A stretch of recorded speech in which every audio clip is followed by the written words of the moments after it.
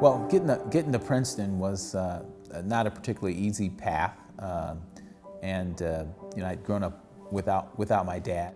My mom and my dad split up when I was probably about 7, and so she became a single mom and had 4 kids under the age of 8 in her early 20s. So that was quite a deal. So the idea that I'd go a place like Princeton was pretty unique, and so getting there and being a part of that experience was something that certainly my mother was very proud of, and certainly from her perspective had hopes and dreams related to that, and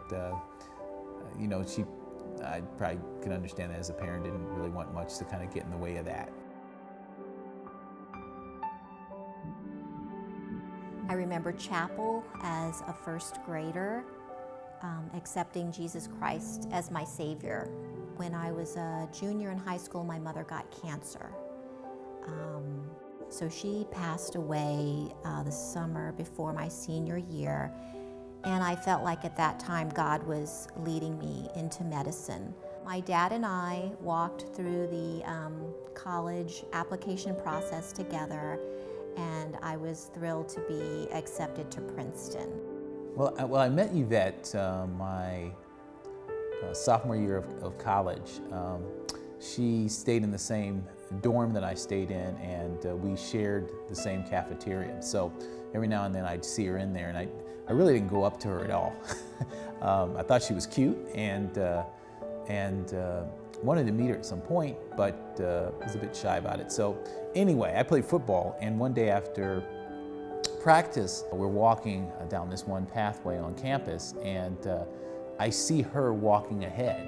And so as my buddies pass her, I kind of stop and start walking next to her, and she kind of looked up at me strangely, and I said, great line, right?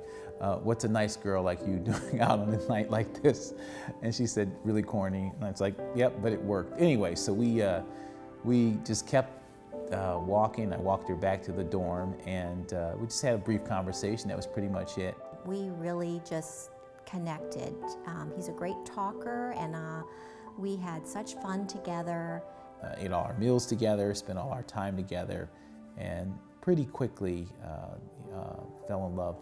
We were both Christians, and we knew what we were supposed to do. We found ourselves in love at college with not a lot of supervision, and it became intimate.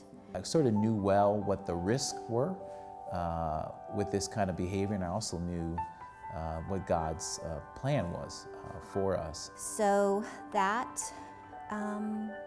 fall, before I went home for Christmas break, Roland and I were again intimate. I'd been home for a couple of days, and I get this call from her, and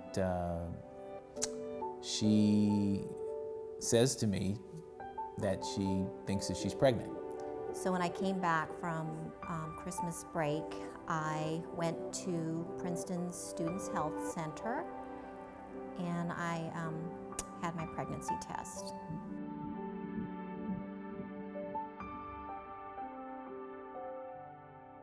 It was like the whole thing was sort of like in slow motion, I think, in a lot of ways, because it was such a life-defining moment.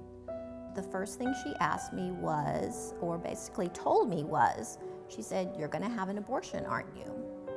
And Yvette proceeds to say, "Well, no, I want to get married. I want to have my baby." And the nurse, says, "Well, what year are you?" And Yvette was a sophomore in college at the time. "Well, what do you want to do when you graduate?" And Yvette says, "Well, I want to be a doctor." And she's like, "How are you going to get through medical school, with the baby?" That was basically the end of my health appointment at Princeton, being offered an abortion, and me saying no, and then going back to our dorm. We were Christians, and we knew God's standard and what He required, and we were in a community of Christians, and we knew that this would be something that would certainly be embarrassing. The first person that was told was my mother.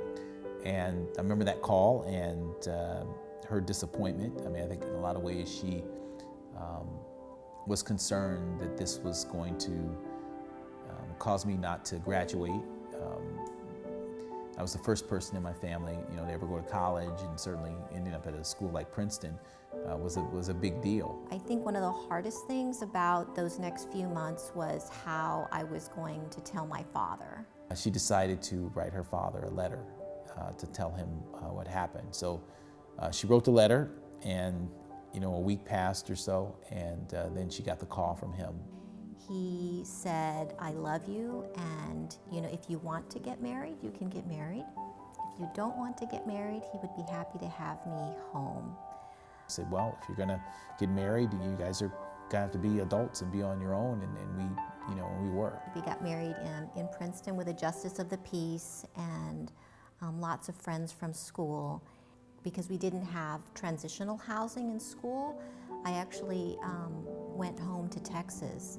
And I stayed on campus and worked, and moved into the football season. And we had two-a-days over the late summer and starting into the early fall, and got a call in late August that it was about time for her to have the baby. And came back to Texas for our scheduled delivery, and we had a 7-pound, 15-ounce boy, and we named him Jamin.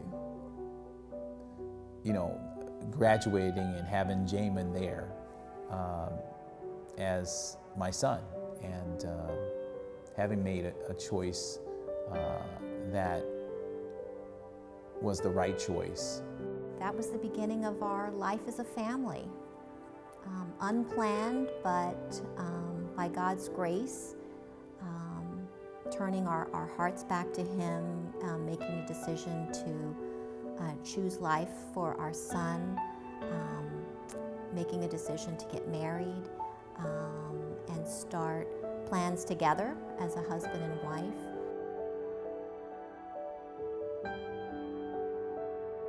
Going back to this conversation that Yvette had with the nurse who was encouraging her to have an abortion, and she had said that, Yvette, how would she graduate from Princeton with one child? And she was right. She didn't graduate from Princeton with one child. She actually graduated from Princeton with 2 children. She came back to school her junior year and kind of completed out, and then towards the beginning of her senior year, we got pregnant again with our second son, Justin, and she delivered Justin a couple of weeks before her senior thesis was due. So she had 2 deliveries at exactly the same time, and so that was pretty amazing too. And there's actually a pretty amazing picture of her carrying Justin in her graduation from Princeton. And there was an AP photographer there who picked up the shot of her with this little guy strapped to her and carrying him during the graduation. It's just an amazing thing. She did become that doctor. In fact, she was chief resident of her program, something she'd probably never tell anybody. And so for me personally, the narrative of my story really is very much tied to the fatherhood story, me becoming a father, and then having an opportunity to inspire other guys to try to be the best dads that they can be as I kind of work through my own fatherhood stuff. But also, it's a story about life, and it's the pro-life story, and being confronted with that moment where the easy thing to do would be to take the easy way out. And I just know firsthand that making the decision to be a husband to Yvette and a father to our child was the best decision I could ever have made. And I thank God that He gave me the grace and the perspective to do that even as a 20-year-old.